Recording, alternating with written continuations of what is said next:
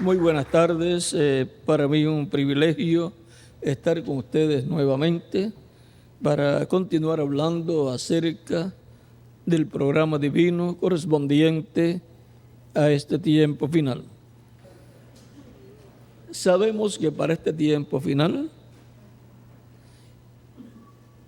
hay promesas del ministerio de Moisés por segunda vez y del ministerio de Elías por quinta ocasión. Decimos el ministerio de Moisés por segunda vez, pero si contamos el ministerio de Moisés operado en Jesús, entonces sería por tercera vez. Pero eso lo dejamos quietecito. Y ahora sabemos que el ministerio de Jesucristo también va a estar manifestado en la tierra. Lo vimos en Jesús, lo vimos también en los diferentes mensajeros, en los apóstoles, en el reverendo William Branham, y para este tiempo final va a estar operando nuevamente el ministerio de Jesús, del Mesías. Porque el que opera los ministerios es el ángel del pacto, el Espíritu Santo, y puede operar el ministerio que sea. Y cuando se dice operar el ministerio que sea, se está diciendo puede obrar como obró a través de algún profeta del pasado. Y eso sería repitiéndose aquel ministerio, repitiendo las mismas cosas, siendo manifestado el mismo poder por el mismo ángel del pacto que estuvo en aquellos profetas. Por eso cuando vieron a Jesús, las personas, y vieron que resucitaba a los muertos, dijeron, este tiene que ser Elías, porque Elías resucitó a los muertos, también Eliseo. Otros pensaban que era Juan el Bautista, pues estaba bautizando.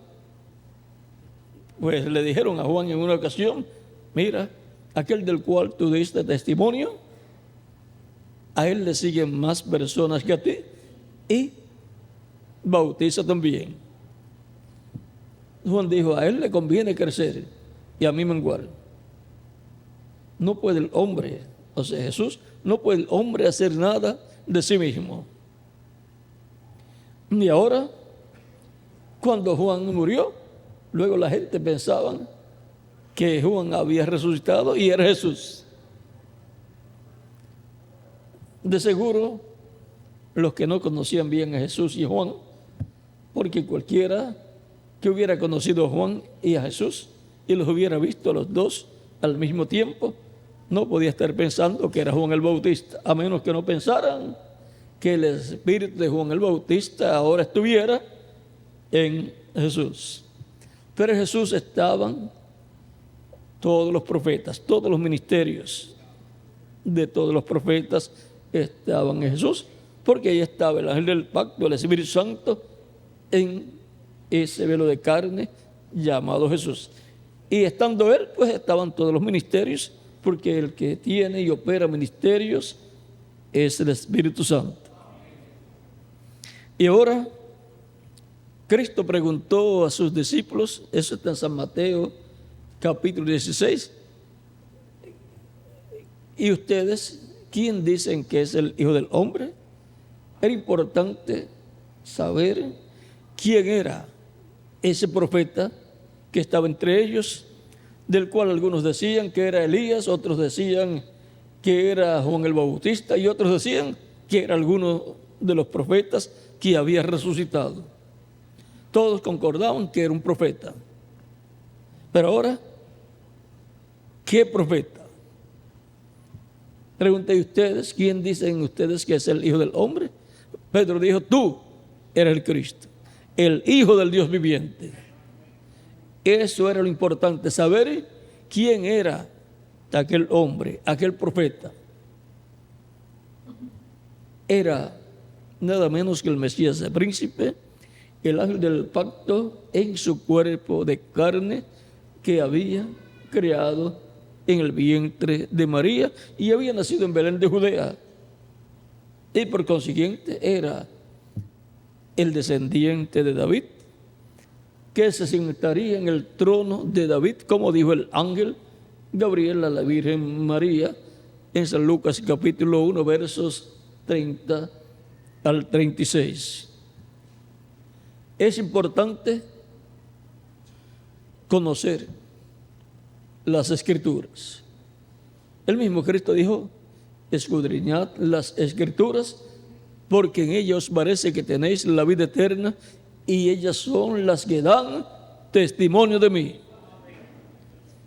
Tenemos que escudriñar las Escrituras y ver el testimonio que Dios da acerca de lo que Él va a hacer en el tiempo en que uno está viviendo.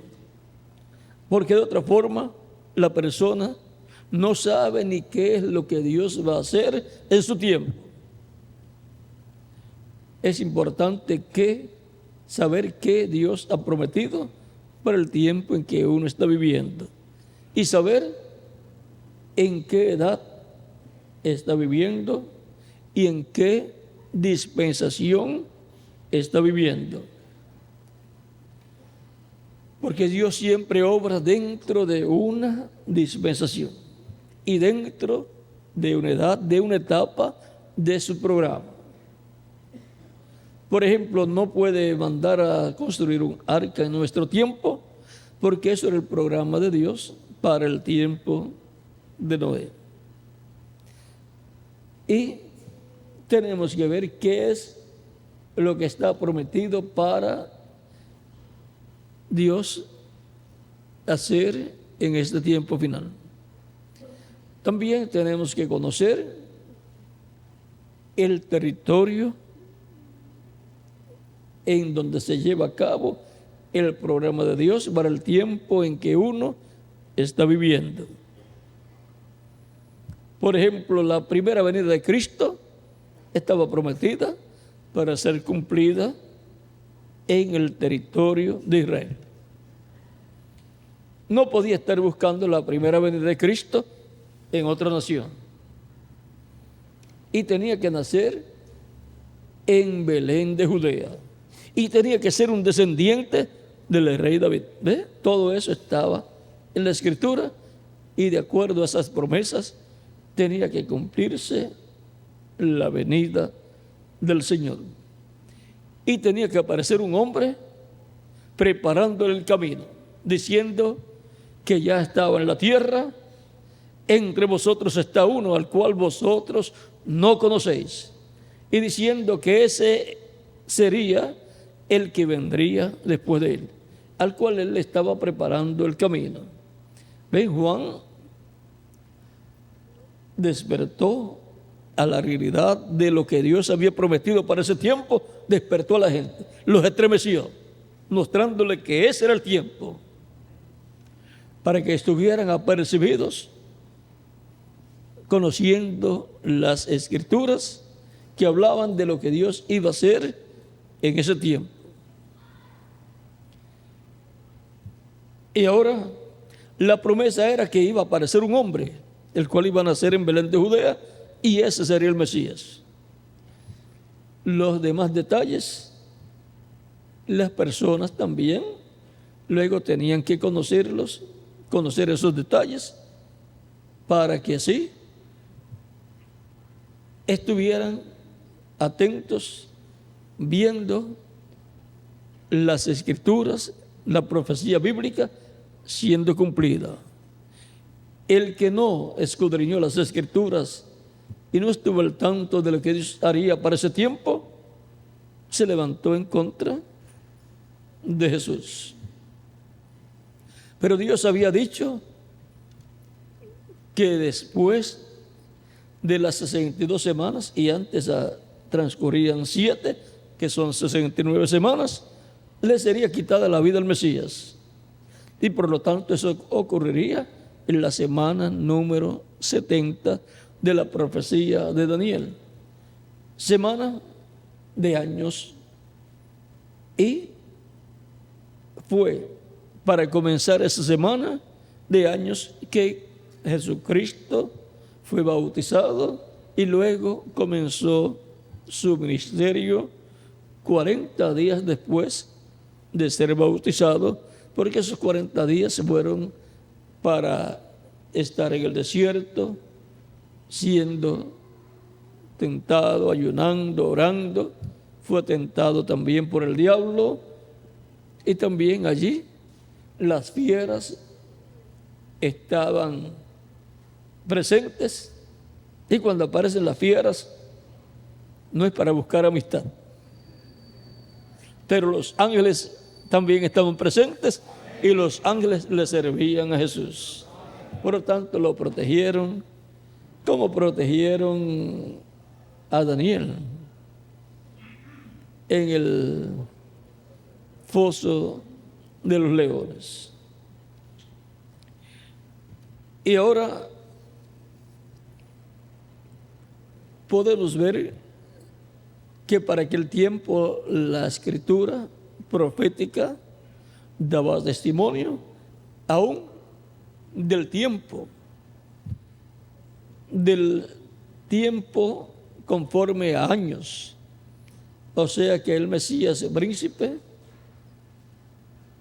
tenía que morir después de 483 años. A los 483 años comenzó su ministerio. A los 483 años de la semana, de las 70 semanas del libro del profeta Daniel. Y ahora podemos ver cómo se cumplió todo al pie de la letra. Y todavía quedan 3 años y medio de esa semana número 70, en donde Dios va a tratar con el pueblo hebreo como nación, y durante ese tiempo es que van a venir los juicios divinos, las plagas sobre los gentiles. Y ya los gentiles han tenido bastantes plagas a través de la historia del reino de los gentiles, pero todavía vienen más. En cada ocasión en que Dios enviaba un mensajero al cual le revelaba su palabra, él predicaba ese mensaje, y con ese mensaje venía el llamado para los escogidos de su edad, de su tiempo, y después se llevaba el mensajero, y los que habían rechazado el mensaje, por cuanto no recibieron al mensajero, entonces recibirían las plagas que vendrían sobre la tierra al final de ese ciclo. Y luego más adelante Dios enviaría otro mensajero. Así vinieron plagas de enfermedades, como también guerra. La guerra es una plaga, y de las malas, porque mueren muchas personas. Y ahora, para este tiempo final, vendrán en forma consecutiva esas plagas durante la gran tribulación, como vinieron sobre Egipto en el tiempo de Moisés. Por eso el ministerio de Moisés, que está ligado a las plagas, se va a repetir. Y el de Elías también está ligado a los juicios divinos, porque los profetas son el juicio divino. Moisés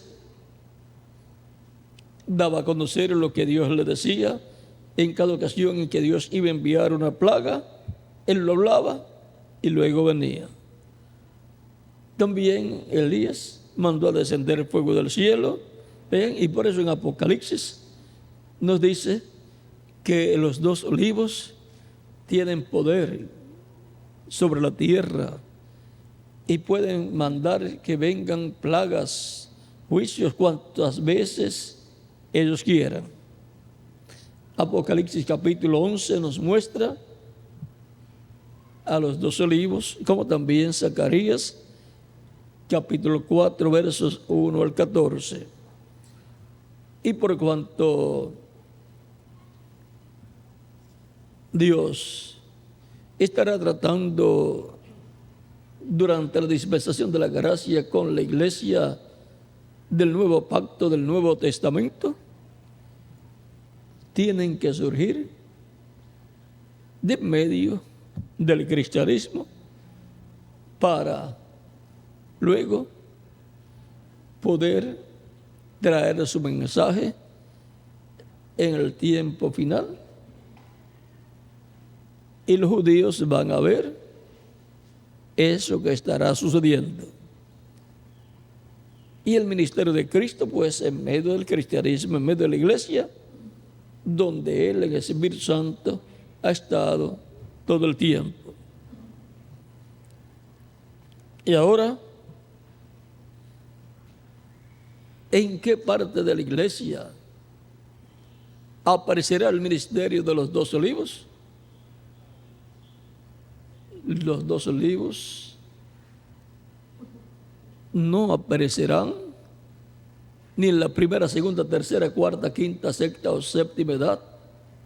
O sea, el ministerio de Elías por quinta ocasión no aparecerá en edades pasadas. Apareció en su cuarta manifestación en la séptima edad, pero en su quinta manifestación aparecerá en la edad de la piedra angular. Y el de Moisés también, y el de Jesús también. Por eso la etapa o edad de la piedra angular, que es eterna,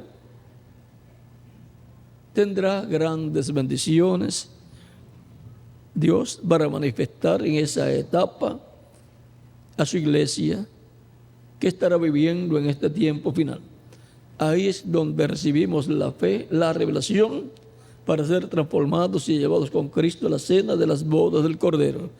Ahí es donde recibimos la revelación del séptimo sello, que nos da la fe para ser transformados y raptados. Y ahora, el ministerio de Elías, operado por el Dios de Elías, ya hemos visto lo que será. El reverendo William Branham, en el libro de los sellos, allá en preguntas y respuestas, la pregunta número 11 de la página 399 del libro de los sellos, en la versión o traducción que yo tengo y que uso normalmente, dice: yo he pensado que seré un hombre de este tiempo ungido con ese espíritu, o sea, con el espíritu de Elías. Y en la página 449 del libro de los sellos también dice: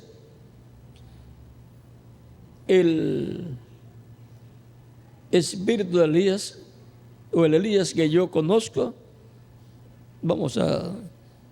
el que tenga el libro de los sellos, que termina en la página 484, para leerlo.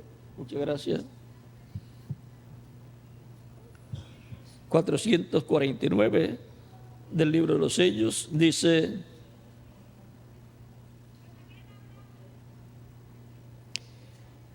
hay una sola persona que podría cumplir esa promesa. El único espíritu que ha estado sobre la tierra, que yo sepa, tendría que ser el espíritu de Elías, como fue en su tiempo. Y así fue predicho que sería, porque su espíritu fue nada menos que el espíritu de Cristo.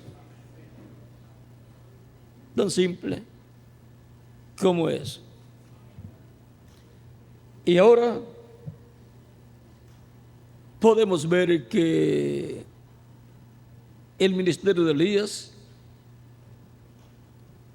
será operado por el Dios de Elías a través de su Espíritu Santo en un hombre, dice el reverendo William Branham, ungido con el Espíritu Santo, con el sello del Dios vivo, operando ese ministerio que vimos en el Estisbita, en Eliseo, en Juan el Bautista y en el reverendo William Branham. Para ese tiempo final, así como fue allá, el Espíritu de Dios en un hombre operando ese ministerio, será en este tiempo final en un hombre que vendrá con el Espíritu Santo, vendrá con el sello del Dios vivo, como dice Apocalipsis capítulo 7, versos 1 en adelante, y que vendrá para llamar, juntar y sellar 144,000 hebreos, 12,000 de cada tribu. ¿De dónde va a surgir? Del monte de Sión, que es la iglesia del Señor Jesucristo. De ahí surgirá el Espíritu Santo operando el ministerio de Elías por quinta ocasión y el ministerio de Moisés por segunda ocasión. Y el ministerio de Jesús también. Por lo tanto, será el ángel fuerte que desciende del cielo en Apocalipsis capítulo 10. Ese ángel fuerte es el mensajero de Israel, es el ángel del pacto, es el Espíritu Santo, es Cristo en su cuerpo angelical. Recuerden que un espíritu es un cuerpo de otra dimensión. Y el ángel del pacto, ese cuerpo angelical, es nada menos que el Espíritu Santo, el cual también aparece en Ezequiel capítulo 9, verso 1 en adelante, con el tintero de escribano en su cintura, para sellar en sus frentes a los que claman a Dios. Y el día de Pentecostés comenzó a sellar en sus frentes a los que clamaban a Dios. Y ven ustedes, les había dicho Cristo que cuando vieran a Jerusalén cercada de ejércitos, había llegado el tiempo para su destrucción. Y el que estuviera en Jerusalén, se fuera de Jerusalén. El que estuviera fuera de Jerusalén, no entrara a Jerusalén, porque había llegado el tiempo para su destrucción. Lo cual ocurrió. Ellos vieron desde el año 68, digamos, de la era cristiana, hasta el año 70. El general romano Tito se dedicó a Jerusalén por 2 años y ya en el año 70 entró a la ciudad, destruyó el templo, destruyó la ciudad y crucificó a miles de judíos, colocándolos sobre las murallas. Lo mismo que había sucedido con Jesucristo, el cual fue crucificado, ahora Roma, la misma Roma que crucificó a Cristo, ahora estaba crucificando miles de judíos en el año 70 de la era cristiana.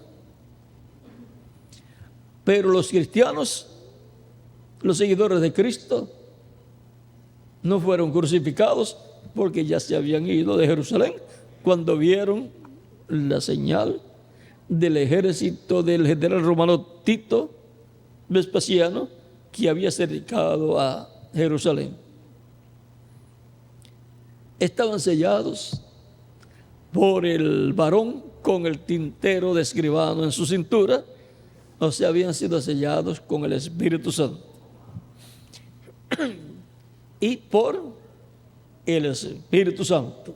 que es el varón vestido de blanco con el tintero de escribano en su cintura. Y ahora podemos ver que allí también hubo otros varones que venían para destruir. Pero vamos a ver lo que dice aquí, Ezequiel capítulo 9.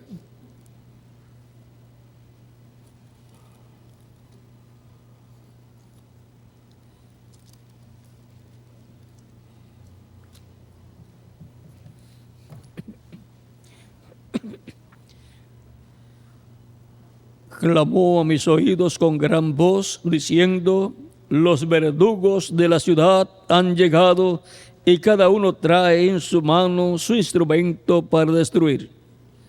Y aquí que 6 varones venían del camino de la puerta de arriba que mira hacia el norte, y cada uno traía en su mano su instrumento para destruir.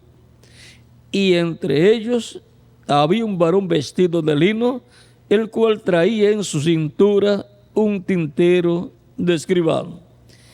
Y entrados, se pararon junto al altar de bronce.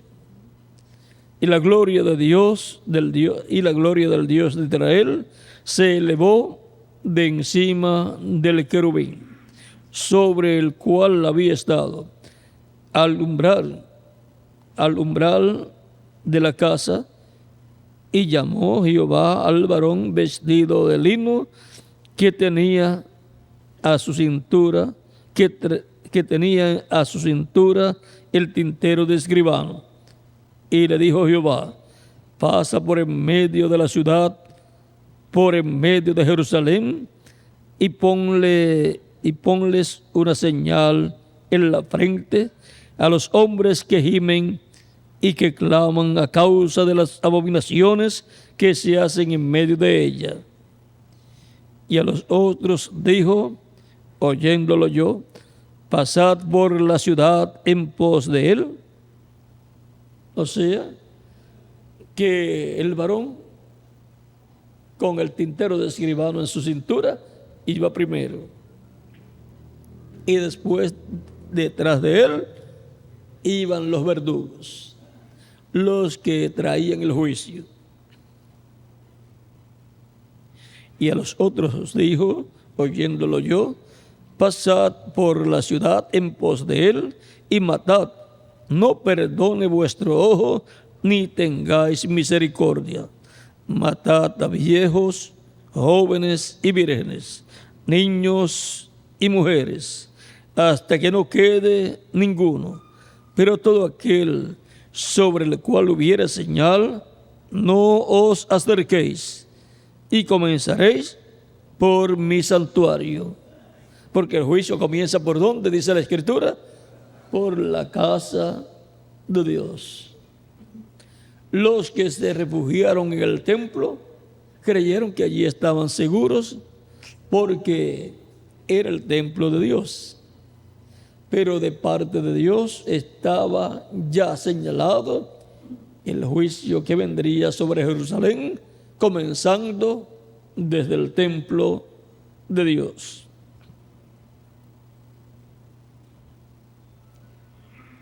Comenzaron pues desde los varones ancianos que estaban delante del templo.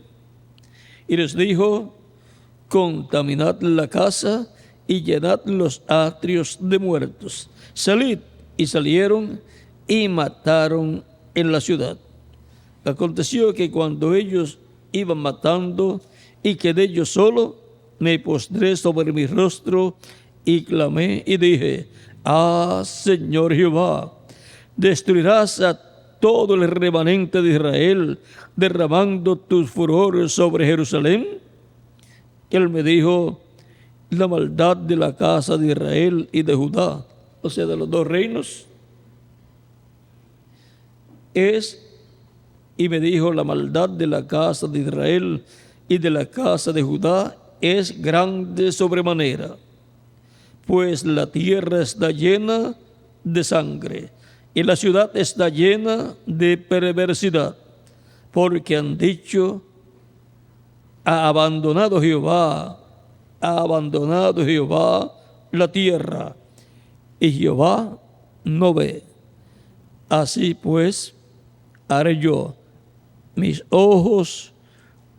ojo no perdonará, ni tendré misericordia. Haré recaer el camino de ellos sobre sus propias cabezas. Y aquí que el varón vestido de lino, que tenía el tintero de escribano, y aquí que el varón vestido de lino, que tenía el tintero a su cintura, respondió una palabra, diciendo, he hecho conforme a todo lo que me mandaste. Él cumplió el mandato que recibió. Y ahora, en Apocalipsis capítulo 7, aparece un varón, un ángel que sube de donde nace el sol, con el sello del Dios vivo, y ordena a los otros ángeles, a los cuales se les había dado el poder de hacer daño sobre la tierra, sobre el mar y sobre los árboles, que no hicieran daño sobre la tierra, el mar y los árboles, hasta que hayan sido sellados en sus frentes 144,000 hebreos, 12,000 de cada tribu. Ahí vemos una repetición de lo que sucedió allá. Será un tiempo paralelo. Y ahora podemos ver que el ángel que venía con el tintero de escribano en su cintura era nada menos que Cristo, el ángel del pacto.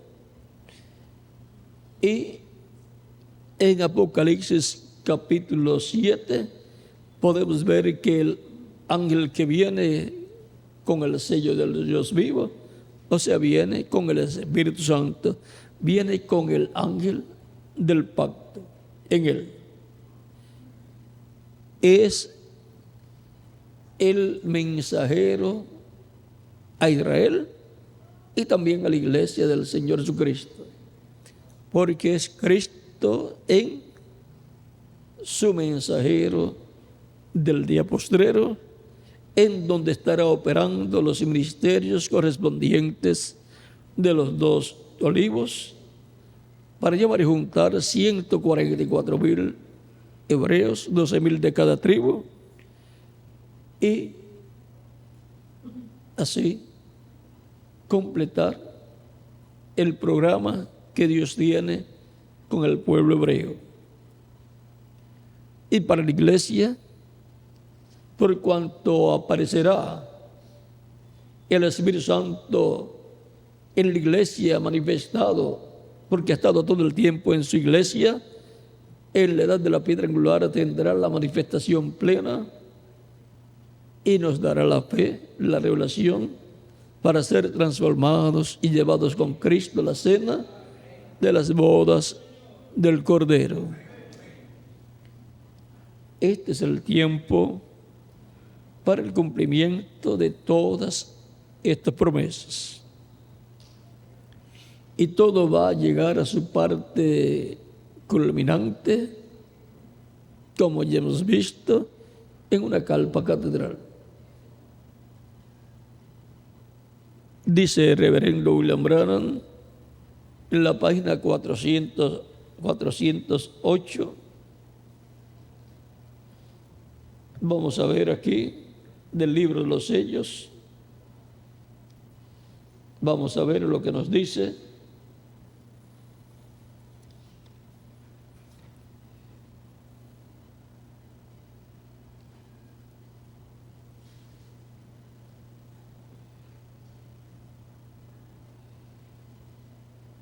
Le preguntan, hermano Branham, el séptimo ángel con el espíritu de Elías, el mismo Elías enviado a los 144,000 judíos durante los 3 años y medio de la tribulación después del rapto. Algunos estamos enredados con esta enseñanza. Le preguntan si es el mismo. Dicen, no, no es el mismo. Son 2 hombres distintos. Eliseo, que vino en la forma o lugar de Elías, no fue Elías. Y cuando el espíritu de Elías vino sobre un hombre llamado Juan el Bautista, tampoco fue Elías. Y el hombre, el séptimo ángel, el mensajero enviado al final de la edad de la Odisea, no será Elías literal. Será más bien un gentil a su pueblo. Entonces, el espíritu de Elías viniendo en esta ocasión a esta gente será un judío, porque siempre uno es enviado a su propio pueblo. Esa es mi revelación.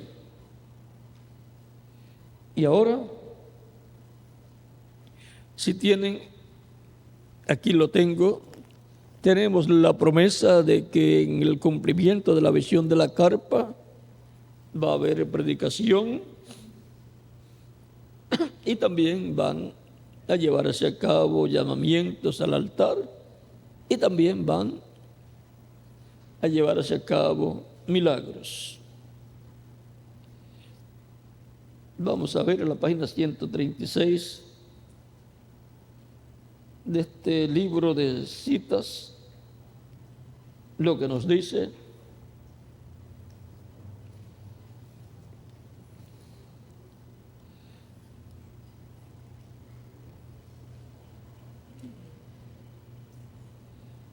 Dice, la novia antes que venga Jesús, ella tendrá todo poder del Espíritu Santo para hacer milagros, levantar muertos y así sucesivamente como en la lluvia tardía.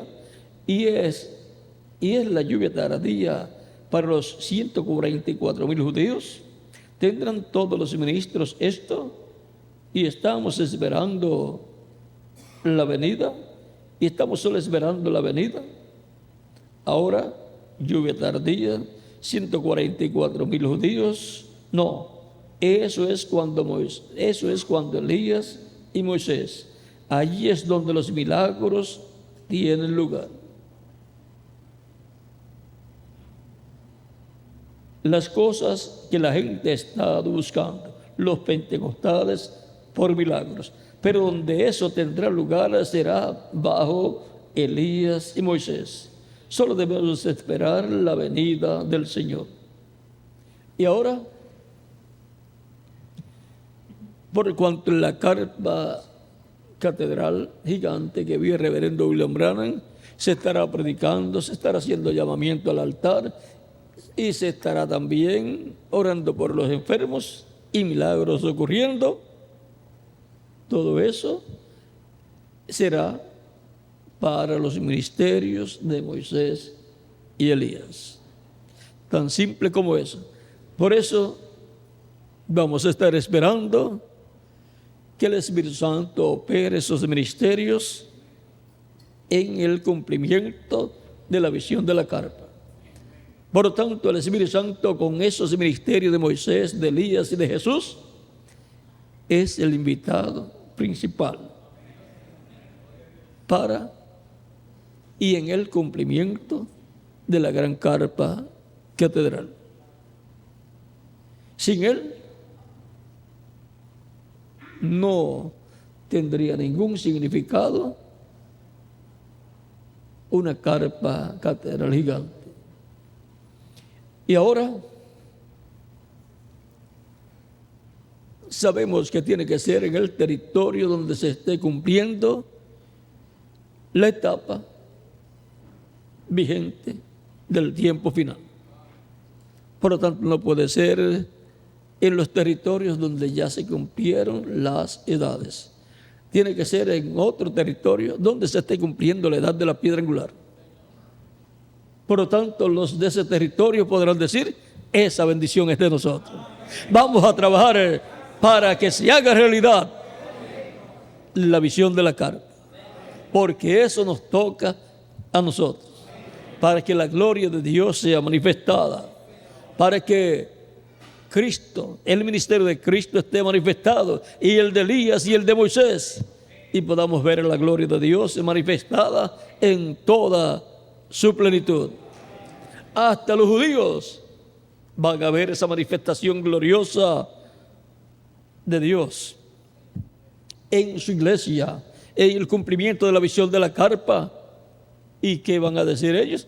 Este es el que nosotros estamos esperando.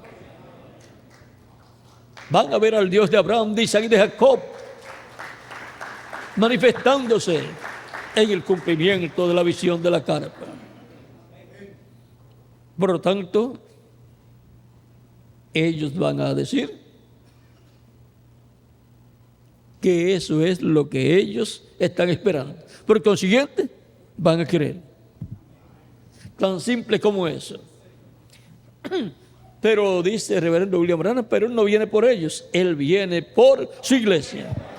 Porque su iglesia está a punto de ser raptada. O sea que eso es para el tiempo en que ya la iglesia del Señor Jesucristo esté para ser raptada, el tiempo ha llegado y entonces necesita la fe para ser transformada, y eso va a ser dado por la voz de Cristo, el ángel fuerte, el Espíritu Santo, que desciende del cielo en Apocalipsis 10 y estará hablándonos y revelándonos, abriéndonos el séptimo sello, abriéndonos el misterio de su venida, por el cual hubo silencio en el cielo como por media hora, en Apocalipsis capítulo 8, verso 1 en adelante, lo cual será revelado a la iglesia del Señor en la edad vigente, en el cuerpo místico de Cristo, que es la edad de la piedra angular. Por lo tanto, esa será la revelación más grande que tendrá la iglesia del Señor Jesucristo en el día postrero, en la etapa de la edad de la piedra angular. No hay otra etapa en donde pueda ser abierto ese misterio. No hay otra etapa de la iglesia que esté existiendo en la actualidad. Ya esas otras etapas terminaron su tiempo y ahora solamente queda la etapa de la edad de la piedra angular. Y por consiguiente, es ahí donde será entendible todo ese misterio del séptimo sello, todo ese misterio de la venida del Señor a su iglesia, lo cual nos dará la fe para ser transformados y llevados con Cristo a la cena del esposo del Cordero, como la revelación de la venida del Señor 2000 años atrás, en medio de su iglesia del antiguo pacto, del Antiguo Testamento, nos ha dado la fe, la revelación, la fe para recibir una transformación interior y obtener por consiguiente así el nuevo nacimiento, la vida eterna, el cuerpo angelical y así por el estilo, y ser confirmados en la vida eterna, en el reino eterno de Jesucristo, nuestro Salvador. Con la revelación de la primera venida de Cristo, nos da la fe para una obra espiritual que sería llevada a cabo. Con la revelación de la venida del Señor para el día postrero en su iglesia, nos da la fe para una obra física que va a ser en nuestros cuerpos una transformación física que Él ha prometido, lo cual será también un éxodo, porque vamos a salir de esta dimensión. Eso será cuando tengamos el cuerpo nuevo, ya estaremos fuera de esta dimensión terrenal. Estaremos ya como ciudadanos de otra dimensión físicamente. Y estaremos vamos a decir, dando un paseo en donde estaremos viendo la gloria de Dios manifestada plenamente en su iglesia. Algunos se preguntan, ¿y todos tendrán el mismo poder? Claro que sí. ¿Cada cual podrá hacer maravillas? Claro que sí. Cuando tengamos el cuerpo nuevo, todos vamos a ser iguales. Y por cuanto vamos a ser iguales a Cristo, tendremos el mismo poder. Aunque estaremos bajo el liderazgo del Espíritu Santo a través del mensajero del día postrero. Y los que regresen también van a estar bajo el liderazgo del mensajero del día postrero, en el cual estará el Espíritu Santo obrando, manifestándose en el día postrero. Y si lo apreciamos antes de llegar y seguimos la dirección del Espíritu a través de él, cuanto más cuando estemos transformados. Así es que va a ser un tiempo muy importante, tiempo maravilloso para todos los creyentes en Cristo. Todos los creyentes en Cristo nacidos de nuevo tienen la promesa de un cuerpo eterno y glorificado. Podemos ver el motivo, o parte del motivo de la visión de la carpa.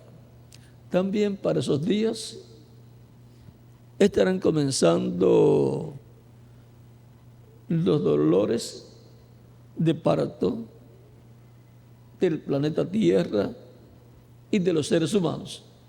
O sea, vamos a decir, cuando viene una tormenta, antes uno siente unos vientos recios, pero todavía no ha llegado la tormenta. Son principios, un aviso. Y así también, cuando una mujer va a dar a luz y está en el tiempo para dar a luz, le comienzan dolores. Pero se va contando cada cuantos minutos y el médico mismo sabe cuánto más o menos le falta. Pero cuando llega el momento exacto para dar a luz, ahí vienen los dolores continuos. Así será para la gran tribulación. Los principios de los dolores los veremos. Pero los dolores fuertes, eso corresponde a la gran tribulación. Y ahora, en el tiempo de Moisés, Moisés hablaba la palabra que Dios le daba y las plagas aparecían. Y los imitadores, Yanes y Yambres, también así llevaban a cabo, hacían una imitación y venían plagas. O sea, se aumentaba el problema. Lo que hacían ellos era aumentar el problema. Vamos a ver si Miguel nos consigue esa parte donde está para ahí tener la base de lo que estamos diciendo.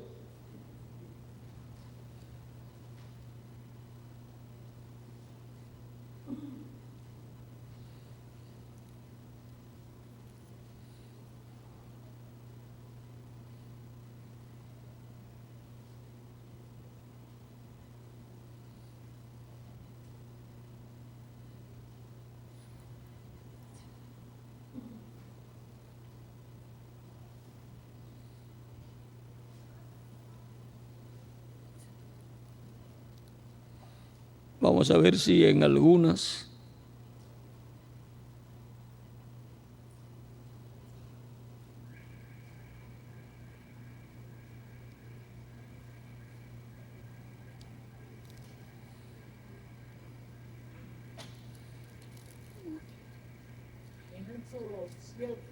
Éxodo 7. Por ahí ya por el versículo 12 está cuando la vara de Aarón, la vara de Moisés, se lo comió. Versículo 7, comenzando en el 10 del Éxodo, capítulo 7, dice: vinieron pues Moisés y Aarón a Faraón, hicieron como Jehová lo había mandado. También Miguel, donde dice que ellos también traían plagas, y echó Aarón su vara delante de Faraón y de sus siervos, y se hizo culebra, o sea, serpiente. Entonces llamó también Faraón sabios y hechiceros. Hicieron también lo mismo los hechiceros de Egipto con sus encantamientos, pues echó cada uno su vara, las cuales se volvieron culebras, mas la vara de Aarón devoró las varas de ellos. En el verso 22 aparece cuando tomaron la sangre, ellos mismos hicieron los milagros. Y ahora vamos a ver, comenzando en el verso 20 de ese mismo capítulo 7, dice: Moisés y Aarón hicieron como Jehová lo mandó, y alzando la vara golpeó las aguas que había en el río en presencia de Faraón y de sus siervos, y todas las aguas que había en el río se convirtieron en sangre. Asimismo los peces que había en él, en el río, murieron. Asimismo los peces que había en el río murieron. Y el río se corrompió tanto que los egipcios no podían beber de él. Y hubo sangre por toda la tierra de Egipto. Y los hechiceros de Egipto hicieron lo mismo con sus encantamientos, y el corazón de Faraón se endureció y no los escuchó como Jehová lo había dicho.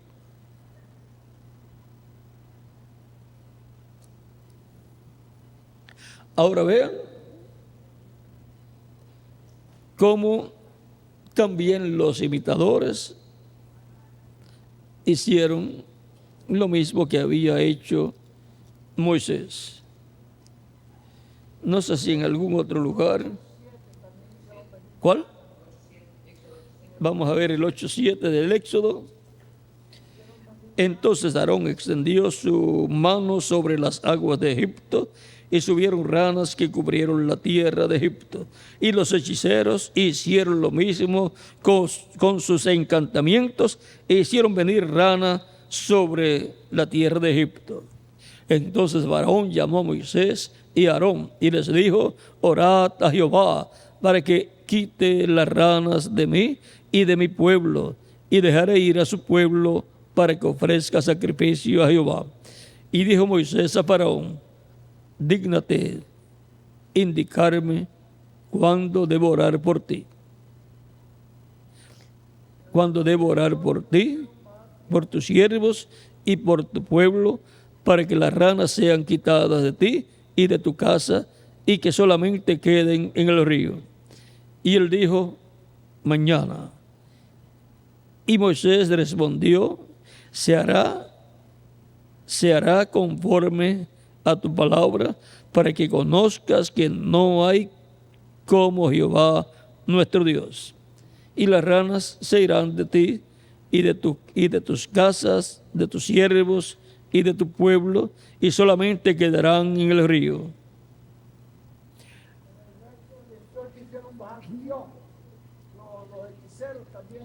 Vamos a ver aquí, del 16 en adelante de este capítulo 8 dice: esto fue la quinta plaga o el quinto milagro. Entonces Jehová dijo a Moisés: di a Aarón. O sea, Aarón de sí mismo no podía hacer nada, ni Moisés tampoco.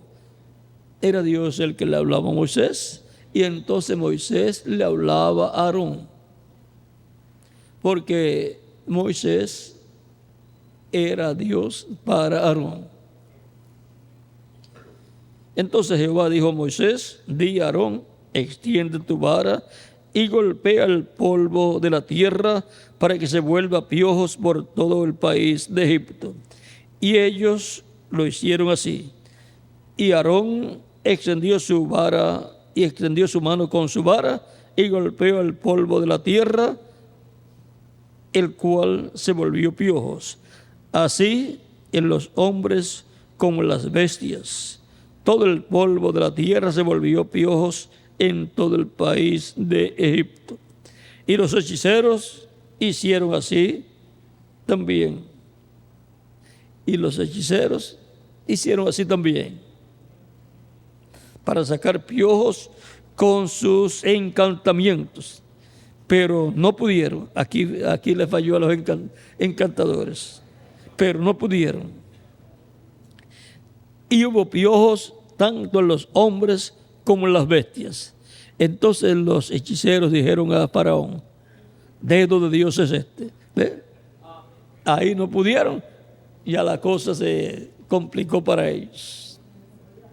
Mas el corazón de Faraón se endureció y no los escuchó como Jehová lo había dicho.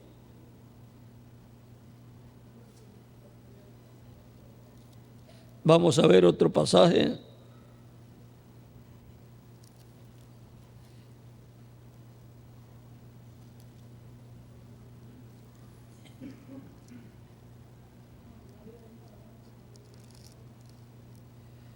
Vamos a ver otro Miguel por aquí, a ver cuál.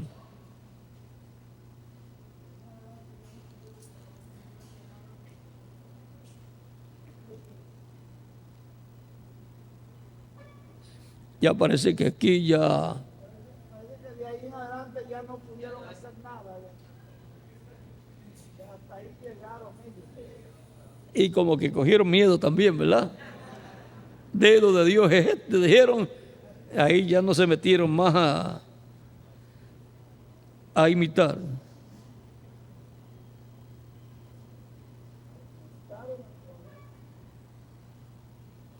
Así es que 9:10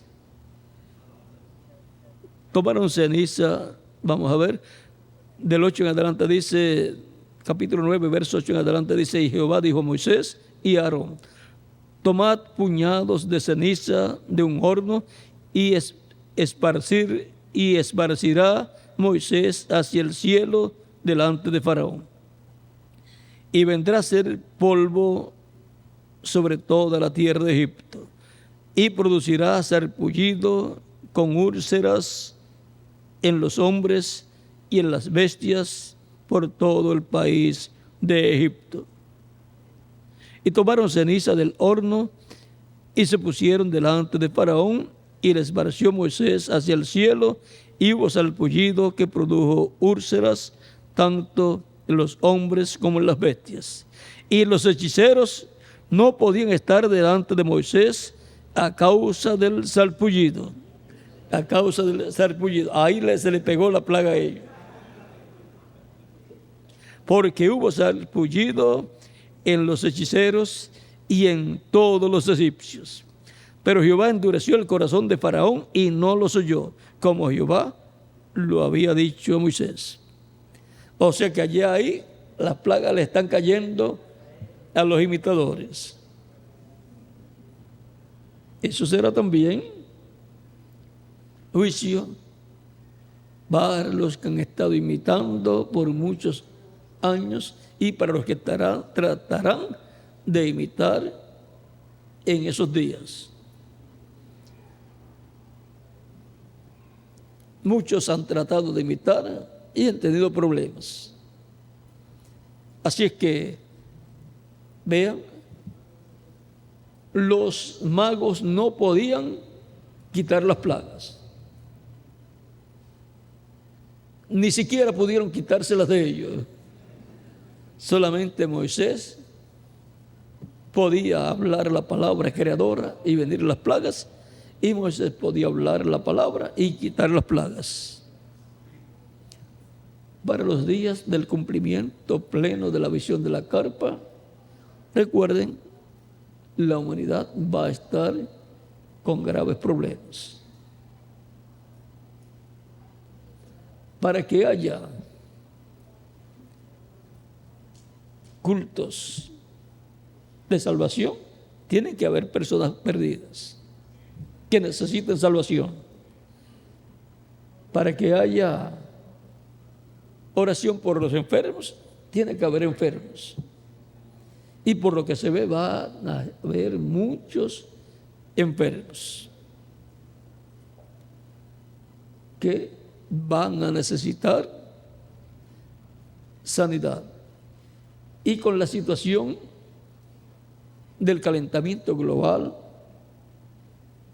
el medio ambiente afectándose, los polos derritiéndose, el nivel del mar subiendo y el peligro que tienen las costas de desaparecer y el calentamiento global aumentando, producirá también muchos problemas en la piel de las personas, cáncer en la piel y otros problemas. Y el problema económico aumentando, pues no va a haber mucho dinero para ir al médico. El dinero que puedan conseguir puede ser solamente para comer. La situación se está poniendo cada día peor y por eso es que queremos avanzar con el proyecto La Carpa Catedral. Antes que se ponga peor la situación económica y si se pone peor, entonces es más difícil el trabajo. Y esperamos que pronto esté listo y que Dios, el cual siempre está listo para hacer lo que Él prometió, lo haga, se cumpla su programa. A nosotros nos toca la parte física y a Él le toca la parte de su manifestación. Así es que queremos tener todo listo. No queremos que pase mucho tiempo. No queremos estar mucho tiempo en la tierra tampoco. Queremos ser transformados lo más pronto posible.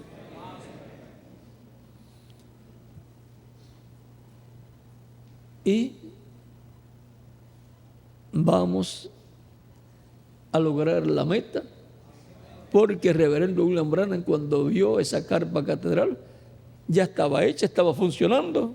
Así es que la parte del trabajo que se hizo, él no lo vio, él vio la manifestación de Dios, que es lo más importante. Tanto trabajo para qué, para Dios, como el trabajo que hizo Moisés cuando construyó el tabernáculo y como el trabajo que hizo Salomón cuando construyó el templo. Bueno, estamos trabajando bien fundamentados en la palabra de Dios. Las promesas de Dios, dice el apóstol Pablo en Hebreos, acerca de las promesas de Dios, dice que seamos como aquellos que por la fe conquistaron promesas. Y eso es lo que estamos haciendo. Es un trabajo, una obra de fe. No es una idea humana, es algo que está en la palabra, es algo real, lo cual creemos de todo corazón. Y ahí va a estar el ministerio de Elías, operado por el Dios de Elías, operado por el Espíritu Santo, por el ángel del pacto, porque para este tiempo tenemos la promesa del ministerio de Elías para ser manifestado por quinta ocasión. Y ahí es donde vamos a ver bien el ministerio de Elías y el ministerio de Moisés en el cumplimiento de la visión de la carpa catedral. Y también vamos a ver el ministerio de Jesús siendo operado por el Espíritu Santo. Ha sido para mí un privilegio grande estar con ustedes en esta ocasión, dándoles testimonio de estas cosas que están prometidas para la iglesia del Señor Jesucristo, para el día postrero, para este tiempo final, e identificando también el territorio correspondiente a la edad de la piedra angular, y por consiguiente identificando el territorio donde deben ser cumplidas estas promesas divinas. Que las bendiciones de Cristo, el ángel del pacto, sean sobre todos ustedes y nos use a todos en este esfuerzo grande para este milagro, para este super milagro que se necesita en estos días. Nos use junto a las congregaciones que Cristo ha colocado bajo el ministerio que ha colocado en todos nosotros. En el nombre del Señor Jesucristo. Amén. Bueno, dejo por aquí al reverendo Miguel Bermúdez Marín para continuar y ya nos veremos mañana, Dios mediante, con el tema correspondiente a mañana, que vamos a ver, Miguel, si tiene el tema de mañana.